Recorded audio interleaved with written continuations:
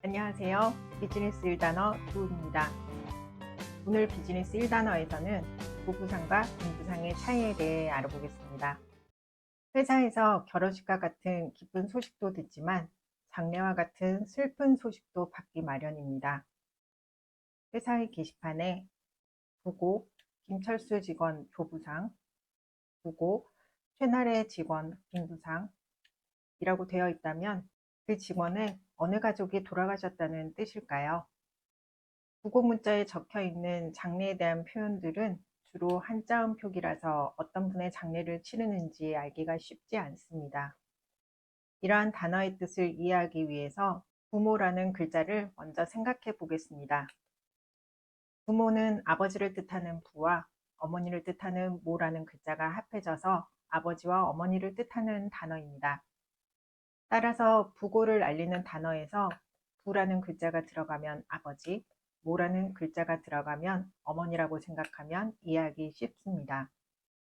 또 하나, 어머니의 가족에는 외라는 글자가 들어갑니다. 그리고 상은 잃었다는 의미로 부인의 죽음을 높여 부르는 말입니다. 이러한 규칙을 생각하고 각 단어들을 보겠습니다. 본인의 할머니, 할아버지를 한자 표현으로 조모, 조부라고 합니다. 흔히 사용하는 말은 아니지만 할머니, 할아버지가 돌아가셨을 때 돌아가신 분을 높이기 위해 이와 같은 표현을 사용합니다. 따라서 아버지의 아버지는 할아버지 조부가 되고 조부의 장례가 조부상이 됩니다. 아버지의 어머니, 할머니는 조모이시고 조모의 장례가 조모상입니다. 어머니의 아버지는 외할아버지, 외조부가 되고 외조부의 장례가 외조부상, 어머니의 어머니, 외할머니가 외조모, 외조모의 장례가 외조모상을 뜻하는 단어가 됩니다. 국어사전을 통해서 다시 한번 각 단어의 뜻을 자세히 보겠습니다. 조부는 아버지의 아버지 또는 어머니의 아버지를 뜻합니다. 조부상, 조부의 무덤, 조부의 생애, 조부의 유산, 조부의 형제, 조부로부터 물려받다.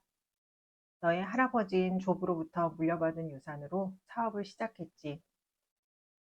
우리 집안은 섬에서 조부 때까지 살다가 아버지 세대의 육지로 나왔다. 방랑시인 김삿갓은 언제부터 떠돌게 되었나요? 김익순이 자신의 조부임을 알게 된 뒤부터지. 이러한 예문에 사용할 수 있고요. 조모는 아버지의 어머니 또는 어머니의 어머니라는 뜻의 단어입니다. 그럼 이제 빈부상의 뜻을 알아볼까요? 빈부는 장가들어 생긴 아버지라는 뜻으로 아내의 아버지, 즉 장인어른을 높여 부르는 말이며 빈모는 장모, 아내의 어머니로 설명되어 있습니다.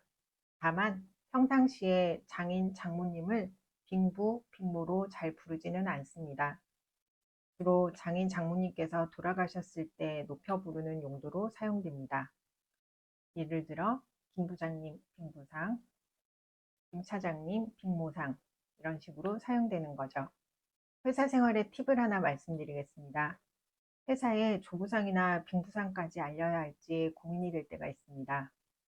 회사 동료들에게 부고를 보낼 때 가장 고민스러운 것은 어디까지 어떻게 보낼까입니다. 통상적으로는 본인을 중심으로 가족뿐만 아니라 친인척, 회사, 친한 친구에게 당연히 보내는 것이 좋습니다. 괜히 부담되지 않을까라는 생각을 하게 되는데 보내는 사람 입장에서는 슬픔을 같이 나누는 것이 좋고 받는 사람 입장에서는 그 슬픔을 같이 나누고 싶은 사람이 되어 좋을 수 있습니다.